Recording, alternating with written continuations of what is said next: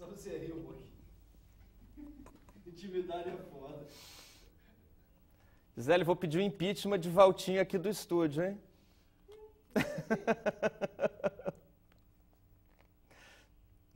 Tá jóia.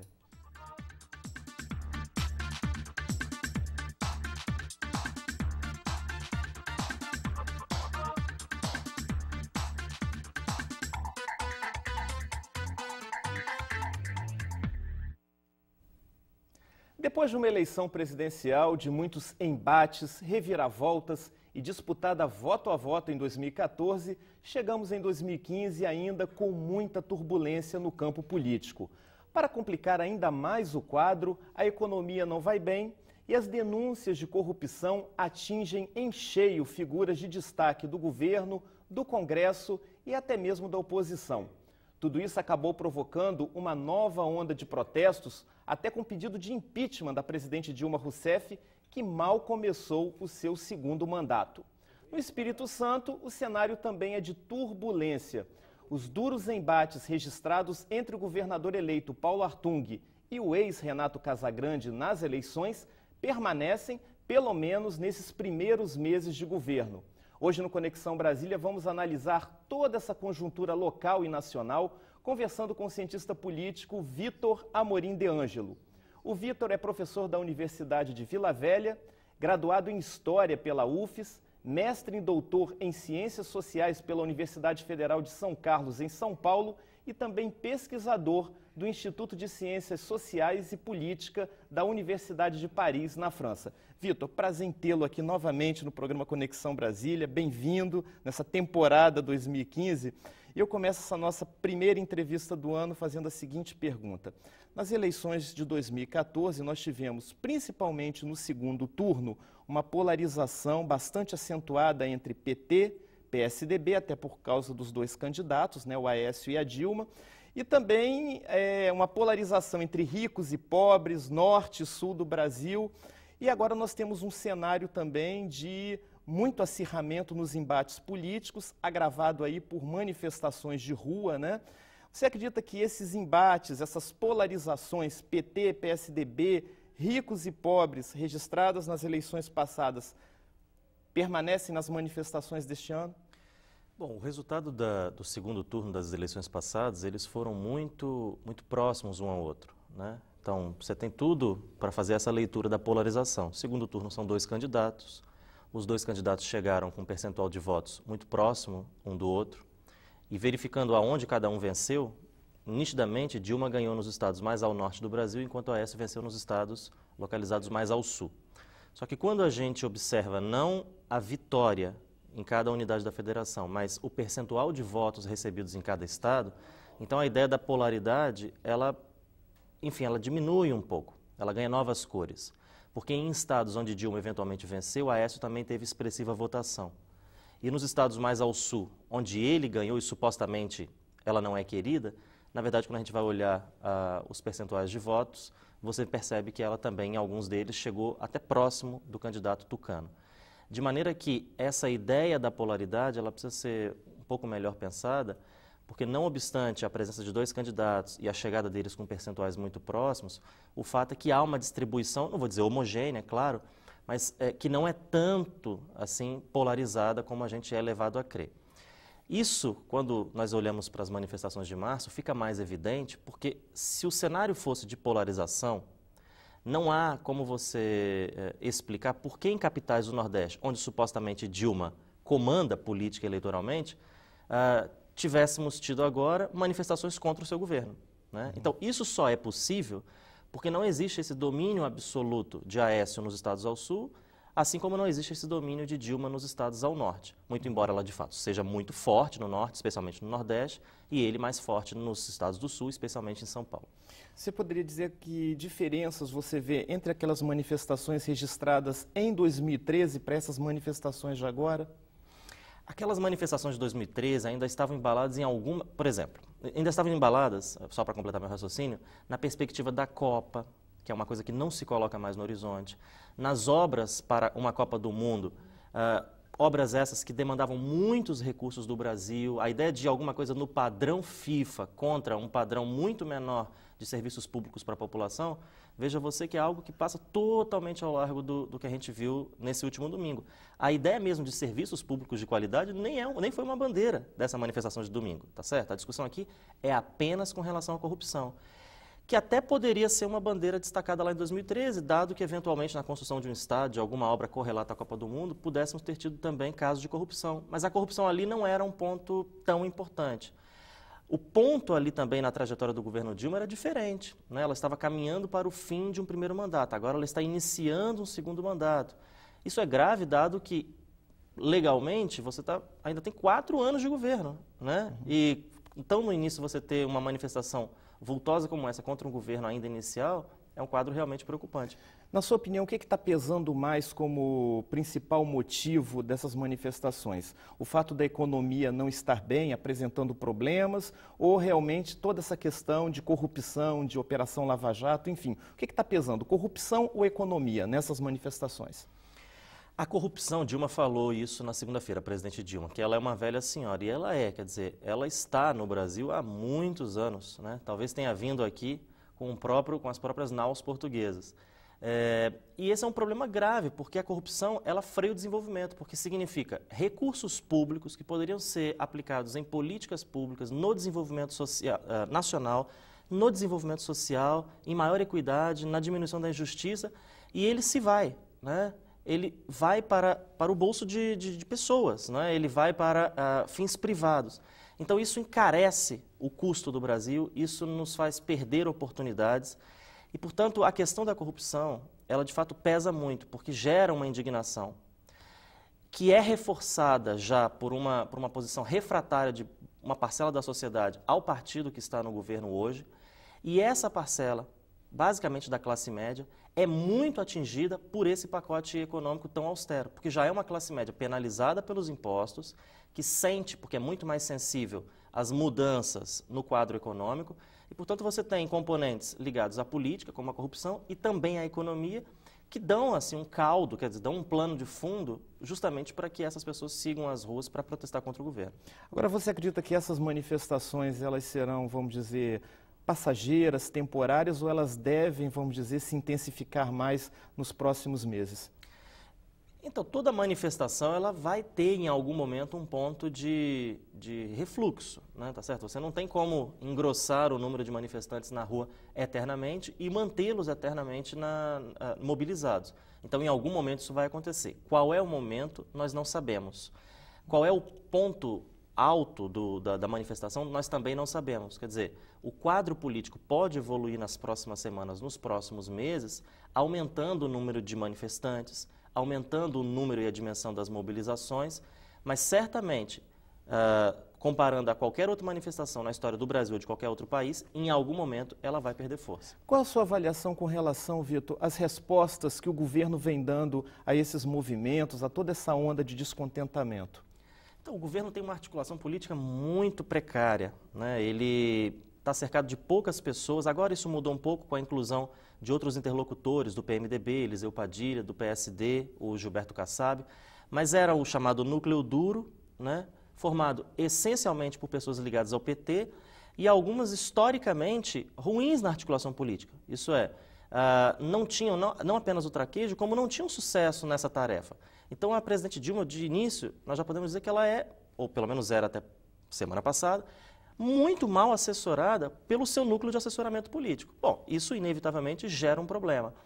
E gera também uma outra sensação, que é a de uma coordenação meio atabalhoada. É como se as respostas elas fossem circunstanciais. Existe uma manifestação, aparece uma resposta, mas aquele projeto não existia tão solidamente preparado de antemão.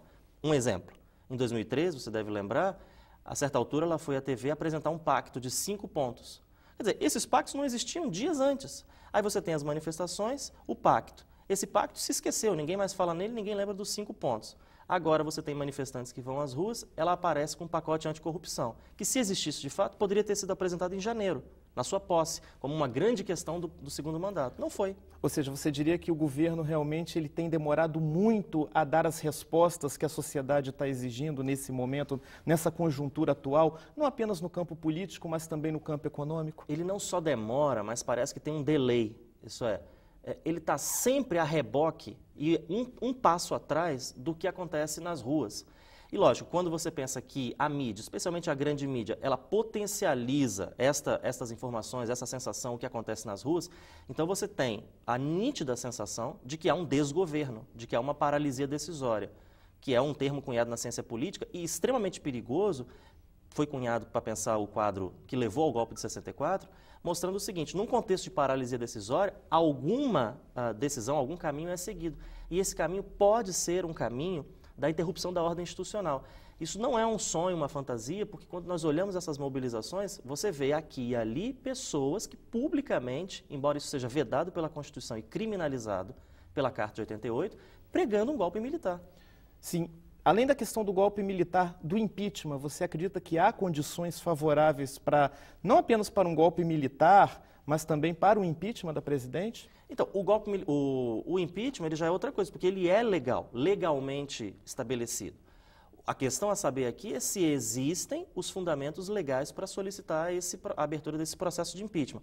No que também é um processo extremamente difícil, porque dependeria de uma maioria na Câmara dos Deputados aprovar a abertura de processo de impeachment contra a presidente da República e da maioria do Senado Federal investigar a presidente Dilma. Vale lembrar, ela tem maioria na Câmara e no Senado, e vale lembrar que o Congresso é agora atingido pela Operação Lava Jato. Bom, uma maioria relativa, mas a gente vai aprofundar isso daqui a pouco. No próximo bloco tem mais análise da conjuntura política com o nosso convidado, o cientista político Vitor Amorim de Ângelo. Nós voltamos em instantes.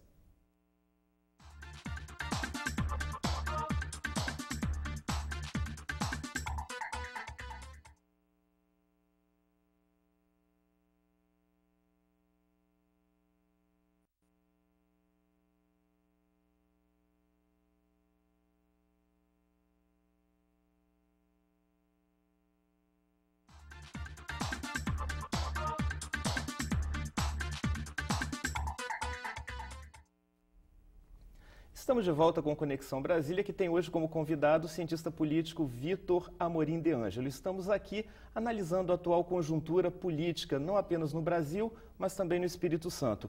Vitor, só para a gente não perder o que a gente começou no bloco anterior, a questão do impeachment e também da volta dos militares, que vem sendo defendida por alguns grupos aí que estão participando dessas manifestações e desses protestos. Você acha que há condições hoje políticas para que possa ocorrer um impeachment da presidente e até mesmo, vamos dizer, a tomada de novo do poder pelos militares? Com relação ao impeachment, eu acredito que até o momento não há. Não há porque não há provas que liguem o que está aí sendo investigado à pessoa da presidente da República, diretamente, podendo se imputar a ela um crime de responsabilidade, porque é disso que trata o impeachment. Essa é uma coisa. Agora, nós não sabemos se no curso das investigações da Operação Lava Jato e de outras, isso pode vir a acontecer. Esta é uma questão ligada ao impeachment. Eu falava no bloco anterior que, ainda que exista alguma evidência de culpa da presidente da República, o impeachment é um processo político que passa pelo Congresso. Então, ela tem uma maioria, embora essa maioria muitas vezes traia o seu governo, mas ela tem uma maioria numérica, tanto na Câmara quanto no Senado. A Câmara é responsável pela abertura do processo, o Senado pela investigação. E o Congresso Nacional, vale lembrar, ele igualmente está sendo alvo da Operação Lava Jato, que está rolando o nome de vários políticos, de vários partidos, nas mesmas investigações, das quais a oposição, imagino eu, espera eventualmente que Dilma apareça como uma responsável ou corresponsável. Com relação ao golpe, esse é totalmente ilegal. Do ponto de vista constitucional, aqueles que defendem um golpe militar abertamente cometem um crime, tá certo? E isso foi feito publicamente por aqueles que na rua, no último domingo, empunharam bandeiras chamando os militares para tomar o poder, né? Agora, a questão é saber o seguinte: e os militares, o que eles pensam? Até onde eu sei, não há nenhuma manifestação oficial, até porque isso também configuraria um crime contra a Constituição, de militares defendendo ou cogitando alguma forma de intervenção. A ausência aqui sentida, do meu ponto de vista, é do ministro Celso Amorim, né? Ele é ministro da Defesa e ele não veio a público rechaçar esse tipo de pedido da sociedade ou de uma pequena parcela da sociedade, mas que existe, que publicamente vai às ruas defender a volta das Forças Armadas. Então, assim, é uma figura que a essa altura dos acontecimentos já deveria ter vindo a público como protagonista, dar uma posição oficial. Pois é, a impressão que a gente tem é que o governo, né, ele está se colocando de uma forma assim acuada, né, meio que sem muita ação, sem muito espaço. Isso não apenas para dialogar com a sociedade, até mesmo para fazer a articulação política necessária com o Congresso Nacional. É isso mesmo, Vitor? Eu acho que sim. Eu acho que agora o governo, ele paga o preço, não só da maneira como o governo se desenrolou, mas da presidente que nós temos. Isso não é uma crítica ideológica à presidente da República. Veja o meu raciocínio. A presidente da República, ela é uma mulher que conhece a vida política nacional. Ela aderiu à luta armada nos anos 60, nós estamos falando de 50 anos atrás. Ela é uma neófita nas urnas, mas não na política. O problema é que ela só chegou à presidência da República, nós sabemos muito bem, graças ao beneplácito do seu padrinho político, que é o presidente Lula. Portanto, a essa altura dos acontecimentos, quando ele não é mais o titular da presidência da República, nós precisaríamos ter uma presidente com características pessoais de uma chefe de Estado, características essas que não se aprende e que ela não tem. Não tem jogo de cintura, né? Ela não tem jogo de cintura, ela não tem abertura para o diálogo, ela não gosta do diálogo. Quando ela fala em humildade, como disse na segunda-feira, parece claramente uma fala ensaiada. É alguém que fala que vai ser humilde sem acreditar muito nisso. Ou seja, a sensação que nós temos é que ela não acredita nos seus próprios recursos e no seu próprio discurso. Pois é, mas ela os protestos na rua estão acenando para isso e até mesmo, né, o próprio presidente Lula, né, que foi o mentor, né, praticamente, né, da presidente, né, tem acenado que ela precisa realmente dialogar mais, não apenas com a sociedade, mas dialogar mais com o Congresso, né? Ou seja, trocando em miúdos, calçar as sandálias da humildade. Então, mas ela não sabe fazer isso. E aí veja o problema agora em que o governo se encontra. E parece que nem o núcleo político dela também, né? Porque, como eu dizia também, ela é mal assessorada. Quem poderia fazer isso? Lula. Só que como é que um ex-presidente da República vai assumir à frente de um governo que tem uma titular, porque não é um governo anencéfalo, você tem uma presidente da República. Se ele faz isso e passa à frente dela, aí piora o quadro, porque parece ainda mais que ela é uma presidente fraca. Qual o papel do PMDB nesse cenário todo? Porque a gente percebe o PMDB assim, estou e ao mesmo tempo não estou aqui meio em cima do muro. Qual é a sua avaliação sobre o PMDB nesse momento? O PMDB é um partido muito importante. Pense no impeachment que você me perguntou. Ele é um processo político que passa pelo Congresso. Imagina se o PMDB resolve apoiar o impeachment. Entende? Então, assim, o PMDB, institucionalmente, tanto na Câmara quanto no Senado, ele é um aliado importante. Lógico, a gente precisa pensar o PMDB de uma maneira heterogênea. Ele não é um partido que em bloco fecha com o governo, muito embora esse tenha sido, até para surpresa de alguns, o comportamento do partido nos últimos anos. Mas é um partido bastante heterogêneo. Vou pegar um exemplo local. Paulo Artung, que é do PMDB, não apoiou Dilma Rousseff no primeiro turno. Apoiou Aécio Neves, o candidato derrotado. Então, veja, você tem um bloco, e o PMDB é o partido do vice-presidente da República. Então, você tem vários grupos dentro do PMDB. Eles votam mais ou menos unificados, mas hoje o PMDB ainda é um partido muito importante, especialmente na base de sustentação do governo no Congresso Nacional. E se o governo quiser sobreviver, ele realmente vai ter que dialogar e dialogar muito com o PMDB, né? E ele não sobrevive no Congresso Nacional justamente se perder essa base. E como é que ele pode perder? Se o PMDB se unir e se ele se unir para sair do governo Dilma. Isso depende muito do desenrolar do quadro político. Falando agora um pouco da questão do Espírito Santo, né? Nós temos aí, também tivemos uma eleição, né? Marcada, embora apenas em primeiro turno, mas por embates, né, entre o governador que se elegeu, Paulo Artung, e o ex-governador Renato Casagrande. E ao que parece, nesses primeiros momentos de governo Paulo Artung, parece que esses embates, né, eles continuam. Qual é a sua avaliação com relação a esse quadro? Você acha que esses embates eles devem permear esses 4 anos aí de governo Paulo Artung, ou a tendência é que, à medida que o tempo vai passando, ele vai havendo um certo arrefecimento disso? Eu acho que a eleição de 2016, quer dizer, no ano que vem, ela vai dar um pouco o termômetro do que vai acontecer nos 2 anos seguintes. Agora, com certeza, até o ano que vem, essa discussão ela vai permanecer. Inclusive porque Casagrande não tem um cargo público, ele tem um cargo político do PSB, mas é um cargo de menor importância, muito embora ele vá tentar dar uma importância grande para conferir a si mesmo um espaço político relevante no cenário capixaba e nacional, mas o fato é que ele está sem um cargo público. Cogita-se a possibilidade, que eu não sei até que ponto seria factível ou não, de ele vir a ser candidato à Prefeitura de Vitória. Paulo Artung, obviamente, como governador do Estado, tem os seus interesses na capital do Estado e, portanto, deve apoiar um outro candidato, seja contra a Casa Grande, seja contra o candidato apoiado por Casa Grande. Então, nesse sentido, a polaridade com o ex-governador, ela, a meu ver, deve permanecer ao menos até 2016. Agora, o que a gente percebe é o seguinte, é que o PSB, né, que foi um partido que durante o governo Renato Casagrande conquistou uma força muito grande aqui no Espírito Santo, ele se mostra, pelo menos nesse primeiro momento, um pouco esvaziado. Inclusive, a base de apoio do ex-governador Renato Casagrande, a gente começa a perceber uma debandada agora para a base de apoio do governador Paulo Artung. Você acredita que a tendência é que nós tenhamos um PSB bastante esvaziado, a exemplo do que já aconteceu com o PT aqui no Espírito Santo? O que acontece com o PT no Espírito Santo? Parece que é isso que está acontecendo. Nacionalmente, o PSB deu azar com a morte de uma liderança importante, que foi Eduardo Campos. Então, é um partido que nacionalmente perdeu muito da sua articulação. Regionalmente, você vê a mesma coisa acontecendo. Quer dizer, a grande liderança do PSB, o ex-governador Casagrande, perdeu a eleição, né? Perdeu a eleição para um titular que, ao assumir, assume com essa perspectiva de crítica diuturna ao anterior, né?